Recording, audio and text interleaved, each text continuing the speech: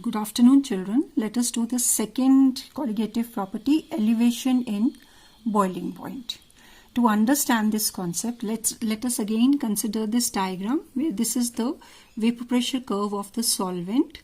On this y-axis we have vapor pressure, on the x-axis we have temperature. You can see that the vapor pressure of a solvent increases with the increase in temperature, and the point at x where this vapor pressure becomes equal to the atmospheric pressure is called the boiling point of pure water, T0 B. Now the vapor pressure curve for solution containing a non-volatile solute is always lower to that of the solvent curve because the vapor pressure is less than that of the solvent. So a larger amount of heat has to be given this solution so that its vapor pressure reaches this atmospheric pressure. So the temperature corresponding to this point where this curve meets the atmospheric pressure axis is called the boiling point of the solution, which is greater than that of the pure solvent. The increase in boiling point is called elevation in boiling point or boiling point elevation. This can be represented as elevation in boiling point is equal to boiling point of solution minus boiling point of pure solvent. It has been found experimentally that this elevation in boiling point is proportional to the molar concentration of the solution or proportional to m.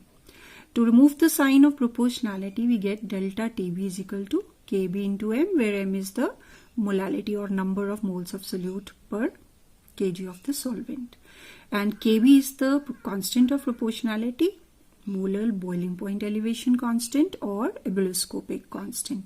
To find out its definition, let us consider in this expression that m is 1. So delta Tb becomes equal to Kb. So we can find the definition now that molar boiling point elevation constant is the elevation in boiling point of a 1 molar solution. Now this delta Tb, elevation in boiling point, is a colligative property because it is proportional to the number of moles of solute and not to the nature of the solute. It's a colligative property, and using this colligative property we can find out the molar mass of an unknown solute. Now if we dissolve a known mass of a solute in a known mass of solvent and measure its elevation in boiling point experimentally, we can determine the molar mass according to this expression. You know that molality is moles of solute per kg of solvent, that is moles of solute upon mass of solvent in grams into 1000. We multiply by 100 and convert grams into kg. Now also you know that number of moles is equal to mass of solute upon molar mass. Putting this value here, we get molality is equal to Wb upon Mb into 1000 upon Wa. Now putting the value of molality in the expression delta Tb is equal to Kb into m, we get delta Tb is equal to Kb into this whole term is m, Wb upon Mb into 1000 upon Wa.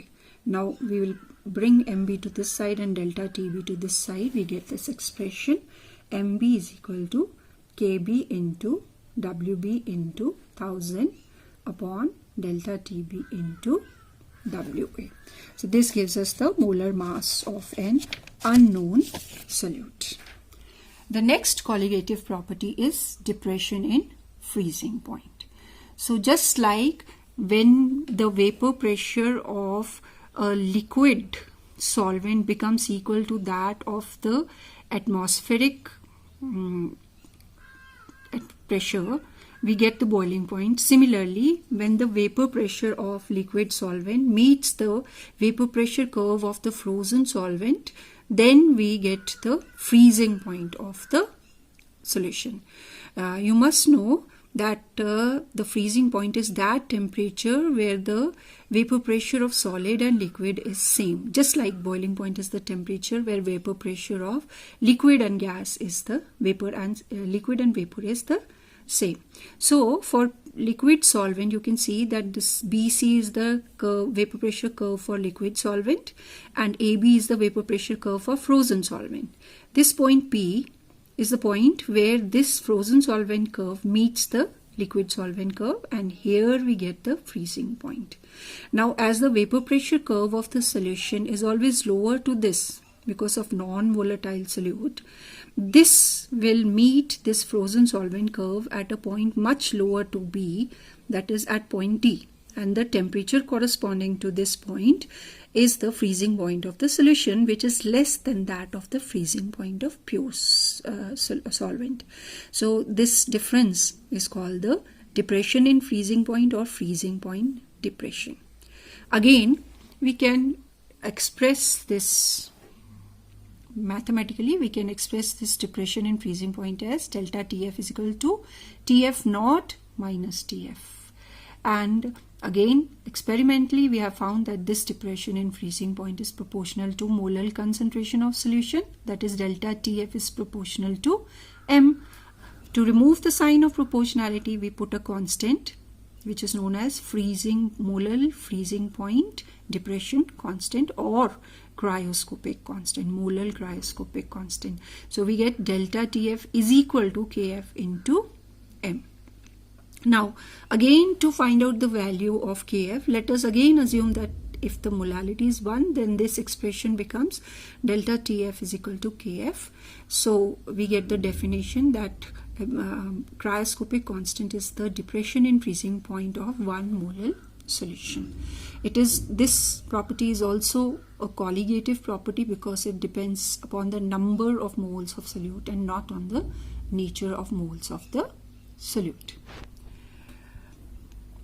Because it's a colligative property, we can determine the molar mass of unknown solute. If we know the mass of solute and that of the solvent, and we find out the depression in freezing point experimentally, we get delta TF, depression in freezing point, is equal to KF into M.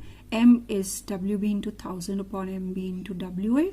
Putting this value in this expression, we get delta TF is equal to KF into WB into 1000 upon MB into WA. Taking MB to this side and delta TF to the denominator, we get MB is equal to KF into WB into 1000 upon delta TF into WA.